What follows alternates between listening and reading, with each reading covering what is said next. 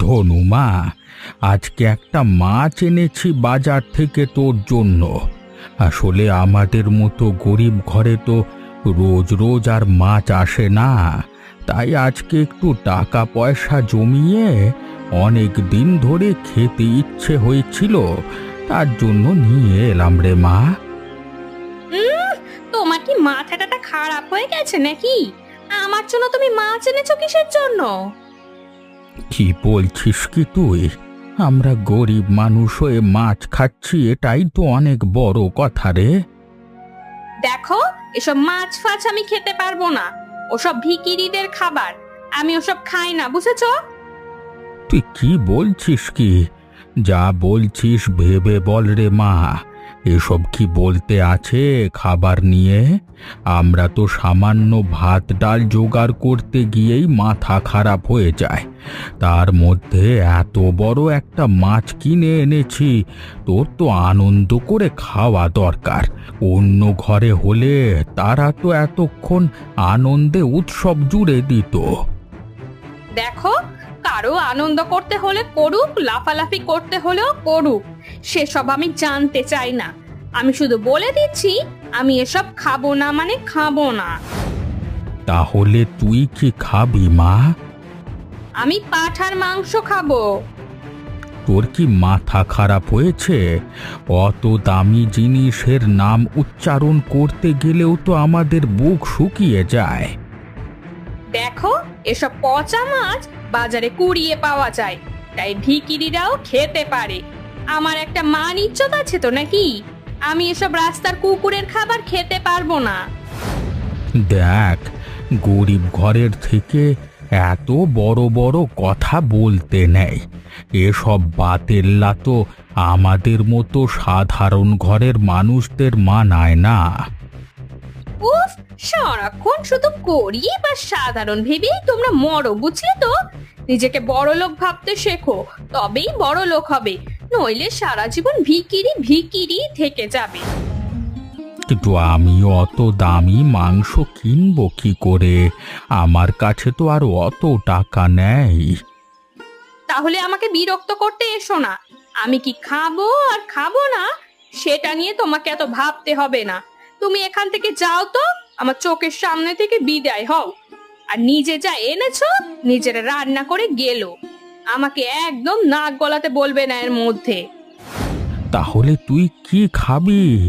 আমার সারা দিনের কাজের কষ্টের জিনিসটা না খেলে? কেন, কানে শুনতে পাচ্ছ না নাকি? আমি না খেয়ে থাকবো? না খেয়ে উপবাস করে থাকা ভালো, তবু ওইসব কুড়িয়ে পাওয়া জিনিস খাওয়া আমার দ্বারা পোষাবে না। এটা তোমরা এখন খেয়ে উদ্ধার করো, আর সন্ধেবেলায় আমার জন্য মাংস নিয়ে আসবে, না হলে দেখবে এই বাড়িতে একটা তুলকালাম কাণ্ড হবে।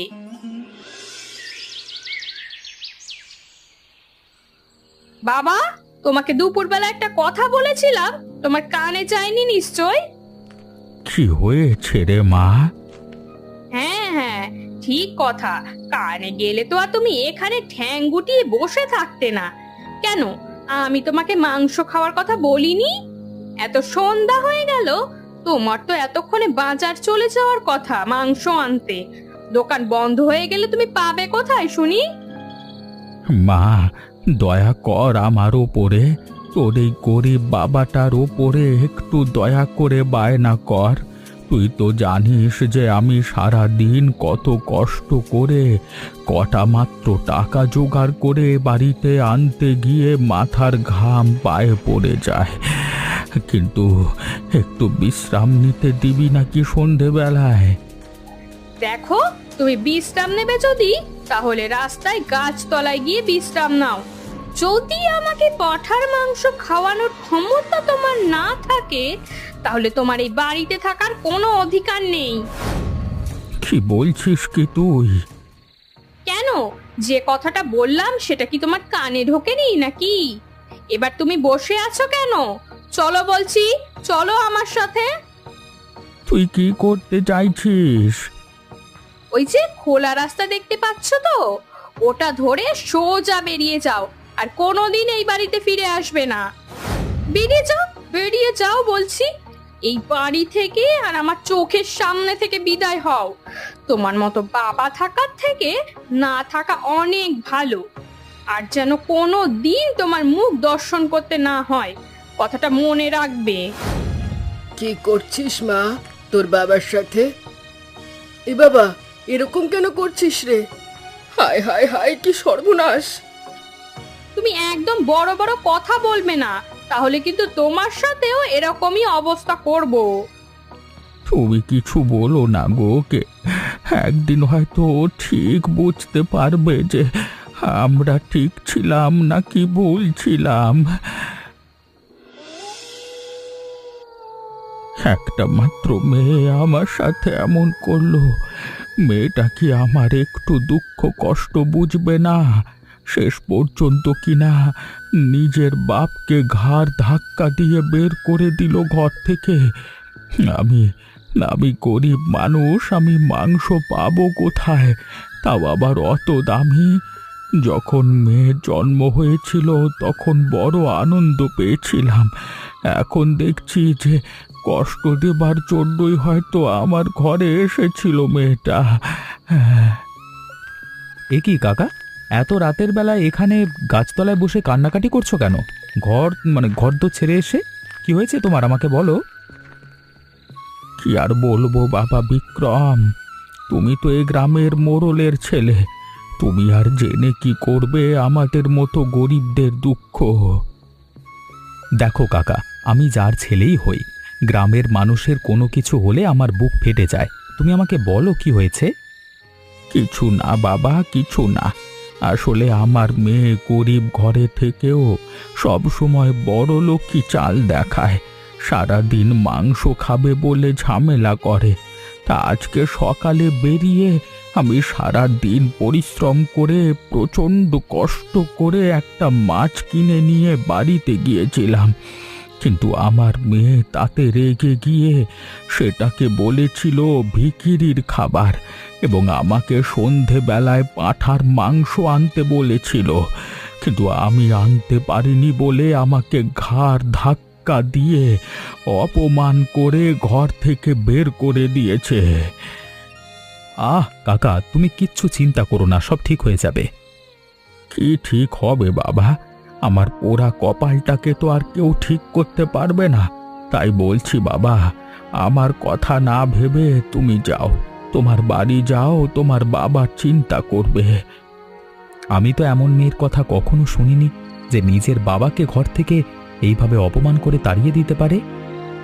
এটা নিয়ে কি করব বাবা? আসলে মেয়েটা আমার খুব অভিমানী। ঠিক আছে, যাই হোক, এটা নাও কাকা। আমি পাঁঠার মাংস কিনেছিলাম আজকেই, এটা ঘরে নিয়ে গিয়ে আনন্দ করে সবাই খাও। তবে আমার একটা শর্ত আছে। তুমি আমাকে সাহায্য করবে?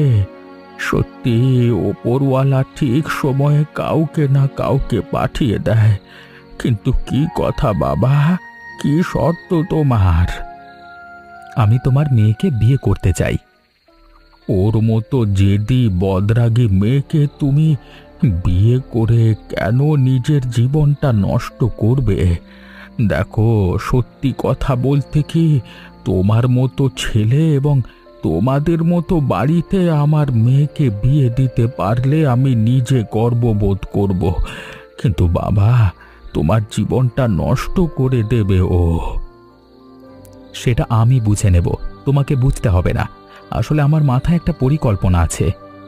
কি পরিকল্পনা?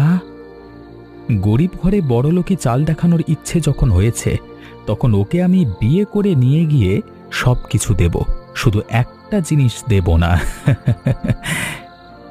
কি জিনিস? সেটা ঠিক সময় বুঝতে পারবে কাকা।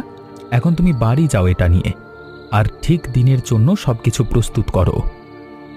ঠিক আছে, তুমি যখন সিদ্ধান্ত নিয়েই ফেলেছ, তখন আমি কিছু না করতে তো পারি না, কারণ তুমি তোমার নিজের জীবনটা ভালো বোঝো এবং তোমাদের আদেশ আমরা এত অমান্য করতে পারবো না। তাই আমি প্রস্তুতি নিচ্ছি, তুমিও তোমার বাবাকে জানিয়ে সব কিছু ব্যবস্থা করো। আর এটার জন্য অসংখ্য ধন্যবাদ তোমাকে।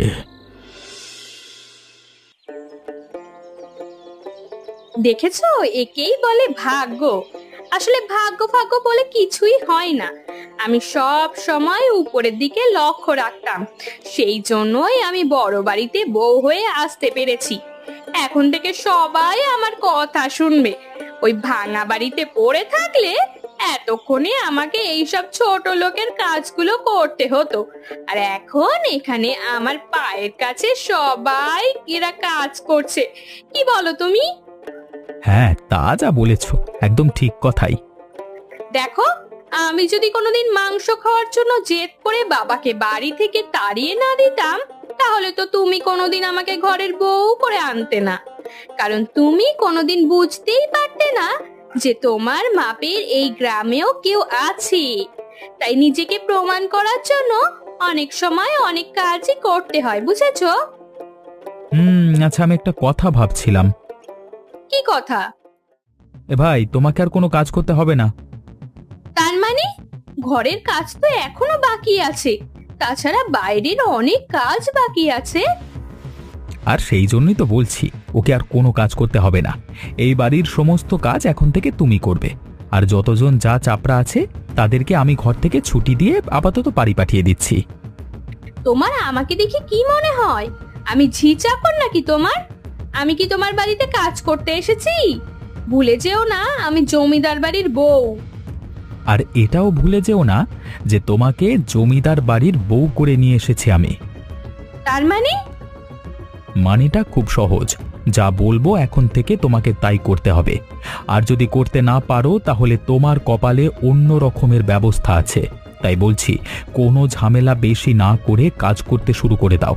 কাজ করা কোনো দোষের নয়, বরং অলস হয়ে চুপচাপ বসে থেকে অন্যের খুদ ধরা এবং এবং তাকে অপমান করাটা অনেক বেশি দোষের। তুমি আমাকে একজন বাড়ির কাজের লোকের কাছে এত বড় অপমান করলে? কি বলতে চাইছো তুমি? আমাকে বাড়ি থেকে তাড়িয়ে দেবে? কেন? তুমি যদি নিজের বাবাকে বাড়ি থেকে তাড়িয়ে দিতে পারো, তাহলে আমি তোমাকে বাড়ি থেকে তাড়াতে পারবো না? যদি সেটাই ভেবে শাস্তি দাও, তাহলে এটাও জেনে রেখো যে আমি চলেও যেতে পারি। এই দুনিয়ায় আমি কাউকে ভয় দেখাই না। আমার বাবা মা আমাকে সঠিক পথে আনতে পারেনি, আর তুমি আনার কে? হ্যাঁ, আমি বাপের বাড়ি চলে যাব। তোমরা থাকো তোমার এই বাড়ির অহংকার নিয়ে।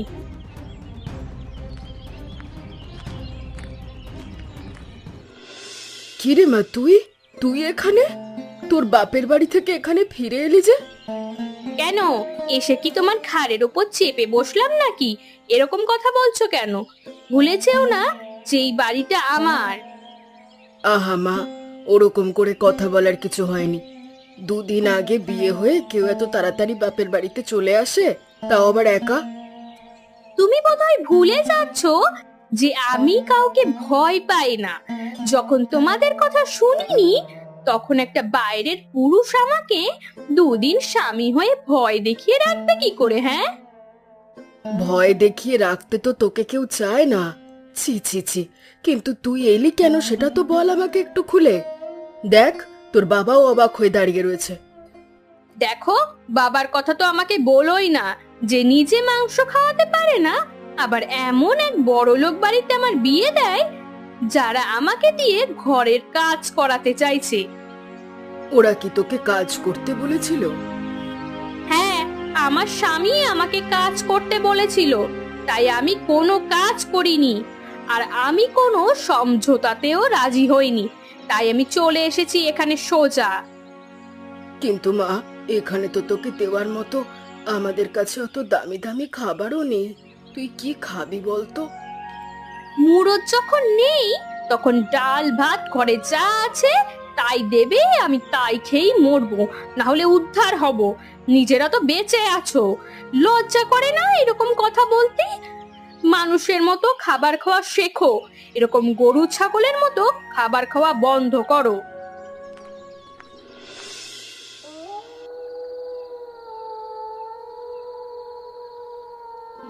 এই নে মা, আজ আমাদের ঘরে রাতেই সামান্য ডাল ভাত হয়েছে, এটাই খা। তোমাদের লজ্জা শরম বলে কিছু নেই বলো? এত বড় ঘর থেকে তোমাদের এখানে এলাম আর তোমরা এখনো এরকম খাবার দিচ্ছ, এত কথা শোনানোর পরেও। তাছাড়া আর তোর জন্য মাংস কোথায় পাবো? মাছ আনলেও তো খাবি না তুই। তো আনবে কেন? জানো তো তোমার মেয়ে কি খায় বা কি খেতে ভালোবাসে? জন্ম দিয়ে কি উদ্ধার করে দিয়েছো নাকি? ভালো মন্দ খাওয়াতে হবে সেটার জ্ঞান কি আলাদা করে দিতে হবে? দিলেও তো হচ্ছে না তোমাদের। দেখ, তোর বাবা তো এত পরিশ্রম করে, তারপরেও তো তোর বাবার সামর্থ্য নেই যে তোকে মাংস খাওয়াতে পারবে বা আমরা মাংস খেতে পারবো। রাখো তাহলে তোমাদের খাবার, আর তোমরাই গেলো এই গোষ্ঠীর পিণ্ডি। তোমাদের এই পিণ্ডি চটকানো খাবার আমি খাবো না। মারে, তুই আমাদের উপর কি অত্যাচার শুরু করলি বলতো? আমরা কি তোকে জন্ম দিয়ে কোনো পাপ করেছিলাম নাকি? কোনো অপরাধ করেছিলাম? কোনো বিষয় তুই সুখ শান্তি পাচ্ছিস না? আমাদের বুড়ো বয়সে কি একটু শান্তি দিবি না? হয় তোমরা নিজেরা মরে শান্তি পাও, আর না হলে আমাকে শান্তি করে মরতে দাও তোমরা। ধুর শালা, এই বাড়ির মাথায় লাথি মারি আমি। ধুর। কোথায় আমার বৌমা? এই বাড়িতে এসে উঠেছে? কোথায় আছো? বেরিয়ে এসো, বেরিয়ে এসো বলছি। কি আর বলবেন আপনি? আপনার ছেলের তো শিক্ষা নেই যে জমিদার বাড়ির বউকে কিভাবে রাখতে হয়, সেটা আগে শেখানো কে? সেই শিক্ষাটা নয় আমি দেব, কিন্তু তোমার শিক্ষা ব্যবস্থা যে আমি করছি সেটা কি তুমি জানো? তার মানে? তুমি ভুলে যেও না যে আমার নাম ঠাকুর বীরেন্দর সিং। এই সারা গ্রামে আমার একটা নাম আছে, আর আমার বাড়ির বৌমা হয়ে তুমি আমাদের অপমান করে নিজের বাপের বাড়ি এসে থাকবে, তাতে তো আর আমার মান সম্মান বাড়বে না। তাহলে কি করতে চান? কি করার ক্ষমতা আছে আপনার? থানার বড়বাবুর নাম শুনেছো? ইয়ে, তার মানে? আমার সাথে অবশ্য পুলিশের বড় কর্তার খুব ভালো যোগাযোগ আছে, আর তুমি যেটা করেছো সেটার জন্য আইনে যথেষ্ট সাজা আছে। তাই আমি ভাবছিলাম তোমাকে যখন কেউ শিক্ষা দিতে পারছে না, আমি পুলিশে খবর দেব, আর তোমাকে তুলে নিয়ে গিয়ে জেলে পুরে কয়েক ঘাট ঠান্ডা দিয়ে আর কয়েক বছরের জেল খাটালেই তোমার উচিত শিক্ষা হবে। কি কি কি কি কি বলছেন আপনি? না না না না, এমন করবেন না। দেখো, তুমি যেটা সিদ্ধান্ত নিয়েছো তুমি সেটাই করেছো, এবং তুমি সেটা এতদিন করে এসেছো। আর এই গ্রামের সবাই জানে যে ঠাকুর বীরেন্দর সিং এর সঙ্গে সিদ্ধান্তর কোনো বদল হয় না। তাই আমিও আমার সিদ্ধান্তটা এবারে বাস্তবে প্রতিপালিত করব। তুমি থানায় যাওয়ার জন্য প্রস্তুত হও।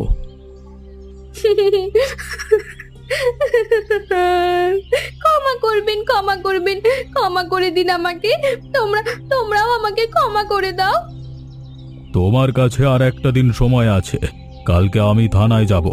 বাকি যা বুঝবার তুমি বুদ্ধিমান বুঝে নাও। চলায় বিক্রম।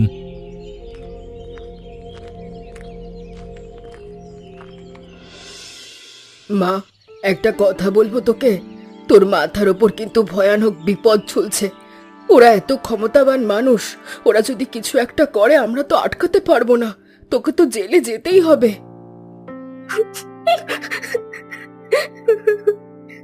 মা, মা, আমি বুঝতে পারছি না আমি কি করব, আমাকে ক্ষমা করে দাও। বুঝতে পারছিস না মানে?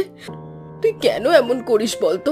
তোকে তো সবাই ভালোবাসে, আর বিক্রম তোকে শোধরানোর জন্যই ওই কাজগুলো করতে বলেছে। না হলে আমি ওকে ভালো করে চিনি, ও কখনোই তোকে দিয়ে এরকম কাজ করার কথা ভাবতেই পারে না। আমি আমি নিজের ভুল বুঝতে পেরেছি মা। আমি আর কোনোদিন এরকম করব না।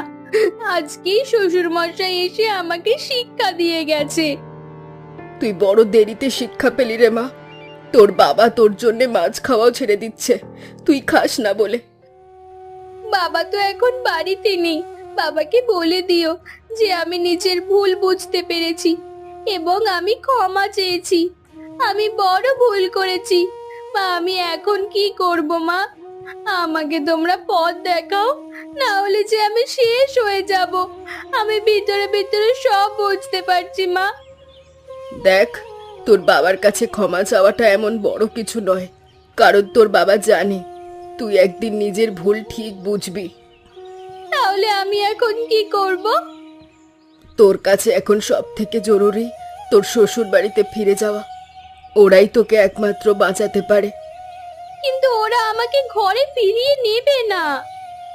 সেই জন্যই তো তোর শ্বশুর মশাই তোকে একদিনের সময় দিয়েছে। ঠিক আছে মা, আমি এখনই যাচ্ছি। আমি জানি তো আমি যা ভুল করেছি তোমরা আমাকে ক্ষমা করতে পারবে না, কিন্তু তবু আমাকে ক্ষমা করে দাও। আমি নিজের ভুল বুঝতে পেরেছি। আমি জানি তুমি নিজের ভুল বুঝতে পারবে এবং বাবাও সেটাই চায়। বাবা তোমাকে ক্ষমা অনেক আগেই করে দিয়েছেন। আমি একটা কথা ভেবেছি জানো তো? কি কথা? যে পাঁঠার মাংস খাওয়ার জন্য এত ঝামেলা, আমি বাবাকে সেই পাঁঠার মাংস নিজের হাতে রান্না করে খাওয়াবো। আসলে আমারও খুব কষ্ট হয় যে বাবা সারা জীবন এত পরিশ্রম করে গেল, কিন্তু সারা জীবনে ভালো মন্দ খেতে পেল না বা ভালোভাবে একটু বাঁচতেও পেল না। বাহ, এটা তো খুব ভালো কথা। সত্যি তুমি একদম বদলে গেছো গো। আর সেটা আমি নিজের উপার্জনের টাকা দিয়েই কিনবো। তুমি কি উপার্জন করবে? দেখতেই পাবে। তুমি আমাকে একটা কাজ করার শিক্ষা দিয়েছো, আর সেই কাজ করেই আমি বাবার জন্য নিজের ক্ষমতায় এই জিনিসটা করে দেখাতে চাই। আজকে সত্যি তোমার জন্য আমার গর্ববোধ হচ্ছে। সত্যি, তুমি যদি আমাকে কোনোদিন বিয়ে না করতে তাহলে আমি কোনোদিনও বদলাতাম না। ঠিক আছে, তাহলে আমাদের পরিকল্পনাগুলো করে নেওয়া যাক।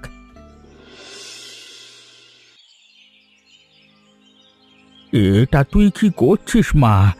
এটা তো ভয়ানক দামি জিনিস।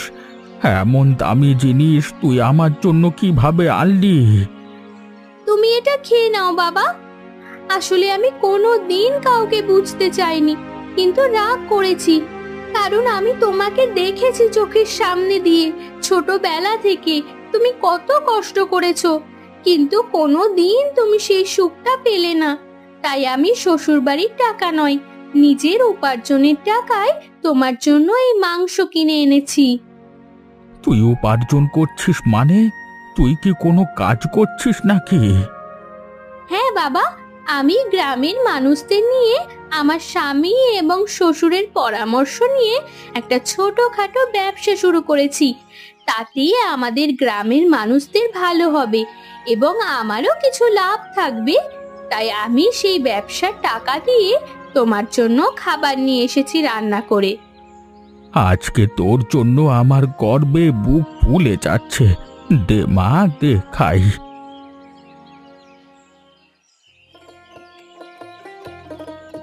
বড় সুন্দর রান্না করেছিস রে মা, মনে হচ্ছে যেন অমৃত খাচ্ছে। সত্যি সত্যি এমন দামি সুস্বাদু জিনিসের খাবার যে কোনোদিন স্বাদে নিতে পারবো সেটা তো কল্পনাই করিনি।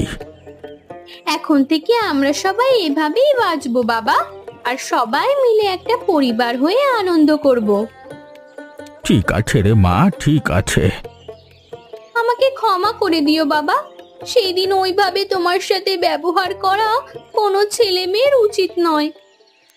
তোর ভুল তো আমি সেদিনকেই ক্ষমা করে দিয়েছি, কারণ আমি জানতাম যে তুই একদিন নিজের ভুল বুঝতে পারবি। তোমরা দেখছো তো একজন নিষ্ঠুর সন্তান কতটা খারাপ হতে পারে, কিন্তু তাকেও শেষ পর্যন্ত বদলানো যায় যদি সঠিক পথে আনতে চাও। তো আমার জীবন থেকে তোমরা শিখো যে বাবা মার অসম্মান কোনো দিনও করতে নেই। আচ্ছা, তোমরা বলতে পারবে আমি কোন জিনিস একদম খেতে চাইতাম না? উত্তরটা কিন্তু তোমরা কমেন্ট করে জানিও। আর আমাদের চ্যানেলটা সাবস্ক্রাইব করে আমাদের সঙ্গে থেকো এবং গল্পটা বন্ধুদের সাথে শেয়ার করতে ভুলো না।